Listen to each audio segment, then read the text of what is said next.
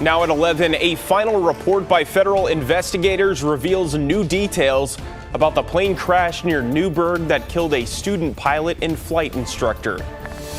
Plus, a packed building in Gresham as a federal lawmaker listens to concerns from constituents. I feel like I don't know what I'm walking into. I don't know what's going to happen to my life. And as President Trump prepares to address Congress, we hear from a local leader who wants to bring local attention to federal issues. Our immigrant community really is the backbone of some of our major leading industries.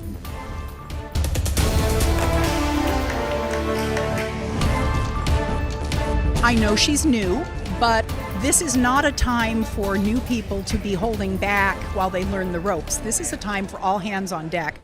A packed house at Centennial High School in Gresham today. More than 1,000 people showed up to attend a town hall hosted by Representative Maxine Dexter. Thanks so much for joining us here at 11. I'm John Adams. Congresswoman Dexter took questions from the public and spoke about everything ranging from concerns about Russia, Elon Musk, and a potential government shutdown. Arceline Stevens spoke with Dexter before the event. I'm terrified of what my future is going to be because it's so uncertain and it's so up in the air. Representative Maxine Dexter fielded questions from the public Saturday during a town hall at Centennial High School. Over 1,000 people getting the opportunity to hear her discuss the Trump administration, Russia, Elon Musk and Doge, and more. The world is upside down right now. The fact that we are aligning ourselves with North Korea and Russia over our allies in NATO and Ukraine. This one day after President Donald Trump's and Ukrainian President Volodymyr Zelensky's heated meeting in the Oval Office. You're gambling with World War III. And what you're doing is very disrespectful to the country, this country. Have you said thank you once this entire meeting? No, in this entire meeting, have you said thank you? Dexter addressing the possibility of a government shutdown, reminding people it would not be a good thing. The courts aren't funded, and ICE and Homeland Security could be. And that feels like a very dangerous situation right now. So want to really help people understand that us shutting down the government should not be seen as a win right now. Dexter also acknowledging concerns about what Democrats are doing to combat the Trump administration's latest moves and breaking it down. The courts are really where we can check the executive power that's being unauthorized or illegally and unconstitutionally utilized. As a party, the Stop Musk Act is my first bill. We signed on to many, whether it's trying to create a path for dreamers or it's protecting the EPA. Those in attendance of all ages expressing their concerns for the state of the country. What we are seeing in our country is nothing less than a slide into a full-on autocracy. And that is something that goes against every value that I was raised with. I feel like I don't know what I'm walking into. I don't know what's going to happen to my life. I don't know, like, when I enter the workforce, am I even going to be able to get a job? Or am I just going to be, like, stuck? We heard from a local group yesterday after that contentious meeting between Ukrainian President Volodymyr Zelensky, President Trump, and Vice President J.D. Vance. A member of Dawn, which is a local group striving to protect and assist Ukrainians, says she expected the meeting to be tense, but didn't expect that kind of interaction in front of cameras. You're gambling with the lives of millions of people. You're gambling with World War III. You're gambling with World War III. And what you're doing is very disrespectful to the country, this country. I would never treat a guest in my house that way. And I don't feel comfortable that someone elected to represent us treated a guest like that in our house. Politicians like Senator Lindsey Graham applauded Trump and Vance for, quote, standing up for America. We want to be helpful. What I saw in the Oval Office was disrespectful, and I don't know if we can ever do business with Zelensky again. Zelensky left the White House after President Trump called off signing a deal that would have given the U.S. access to Ukraine's rare earth minerals. Happening overnight, a federal judge in Seattle halted President Trump's executive order blocking gender-affirming care for minors. This means gender-affirming care for minors can continue while the lawsuit plays out through the courts. This comes as families in a Washington school district protest a vote to ban transgender girls from participating in girls' sports. The Tumwater School Board passed the one-page resolution Thursday night. It says to maintain fair and equitable competition, participation in the girls category is limited to students whose biological sex is female. The ban passed by a vote of 3-1.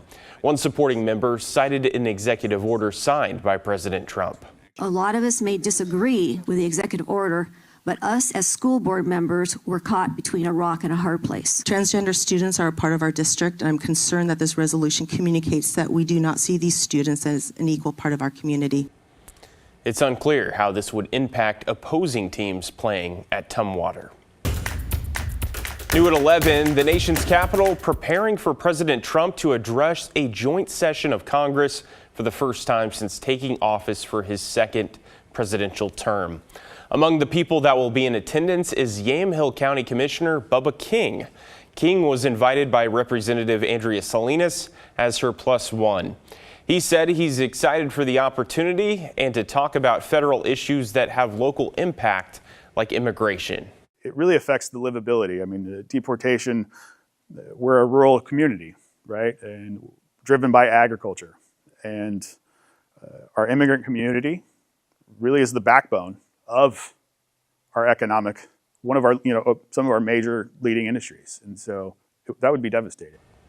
Trump's address is set for Tuesday evening in the House chamber. All right, turning now to weather. The first Saturday of March brought us more spring-like weather once again as we came very close to seeing another day with temperatures near 70 degrees.